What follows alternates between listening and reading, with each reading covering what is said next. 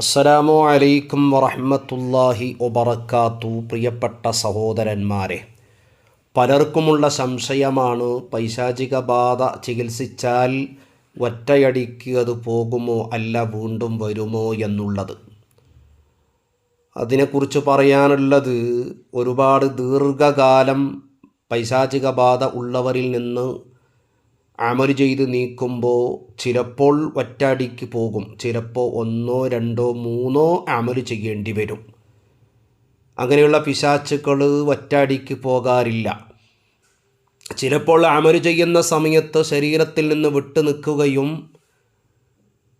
1, 2 മാസം കഴിയുമ്പോൾ വീണ്ടും ആ ശരീരത്തിലേക്ക് കയറി പറ്റുകയും ചെയ്യും. അപ്പോൾ വീണ്ടും അമൽ ചെയ്യേണ്ടി വരും. അങ്ങനെ 3, 4 പ്രാവശ്യം അമൽ ചെയ്യേണ്ട പിശാചിൻ്റെ ബുദ്ധിമുട്ടുകളൊക്കെ ചില ശരീരങ്ങളിൽ കണ്ടുവരുന്നു. ചിലരിൽ ഒരു പ്രാവശ്യം തന്നെ അമൽ ചെയ്യുമ്പോൾ എന്നേക്കുമായി പിശാച് ശരീരം വിട്ടു പോകാറുണ്ട്.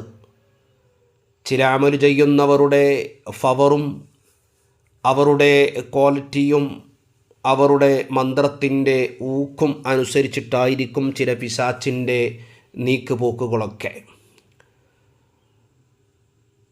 ഒരുപാട് വർഷം ശരീരത്തിൽ കയറി എല്ലാ ഫിത്തന ഫസാദിന് കൂട്ടുനിന്ന പിശാച്ചാണെങ്കിൽ അതൊക്കെ പെട്ടെന്ന് ശരീരം വിട്ടു പോകൂല. അതുപോലെ തന്നെ ഒരാളെ പ്രേമിച്ച് മഹബത്ത് വെച്ച് കയറിയ പിശാച്ചാണെങ്കിൽ അവളിൽ നിന്ന് ആ പിശാച്ച് പെട്ടെന്ന് ഇറങ്ങിപ്പോകൂല. അതുപോലെ തന്നെ ഒരുപാട് കാലം ശരീരത്തിൽ കയറി എല്ലാത്തിനും കൂട്ടുനിന്ന പിശാച്ചാണെങ്കിൽ അതും പെട്ടെന്ന് ശരീരം വിട്ടു പോകില്ല. അപ്പോൾ അങ്ങനെയുള്ള പിശാച്ചിൻ്റെ ബുദ്ധിമുട്ടുകൾക്ക് 1, 2, 3 തവണ അമൽ ചെയ്യേണ്ടതായിട്ട് വരും.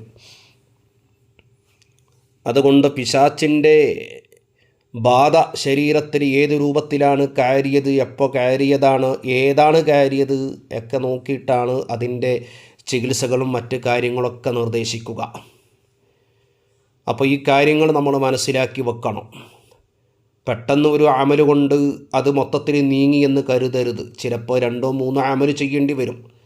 ചിലപ്പോൾ ആ ഉസ്താദ് തന്നിരിക്കുന്ന അമൽ ഏകദേശം 41 ദിവസം മുടങ്ങാതെ ചെയ്യേണ്ടി വരും. അതൊക്കെ നമ്മൾ ശ്രദ്ധിക്കേണ്ടതാണ്. അതുപോലെ തന്നെ ഒരു പാത്രം വെള്ളം എടുക്കുക. ആ വെള്ളത്തിൽ 21 ഫാത്തിഹ, 21 ആയത്തുൽ കുർസി മന്ത്രിച്ച് പൈശാചിക ബാധയുള്ളവർ കുടിക്കലും കുളിക്കലും വലിയ ശമനം നൽകും. ശരീരത്തിൽ നിന്ന് വിട്ടുപോകാതെ പിശാചിൻ്റെ ബുദ്ധിമുട്ടുകളൊക്കെ ഈ അമൽ കൊണ്ട് പോയിട്ടുണ്ട്. 41 ദിവസം തുടരെ ചെയ്യണം. അള്ളാഹു എല്ലാ പൈശാചിക ബാധയിൽ നിന്ന് നമ്മയും നമ്മുടെ കുടുംബത്തെയും മക്കളെയും അള്ളാഹു കാക്കട്ടെ. അസ്സലാമു അലൈക്കും വറഹ്മത്തുള്ളാഹി വബറകാതുഹു.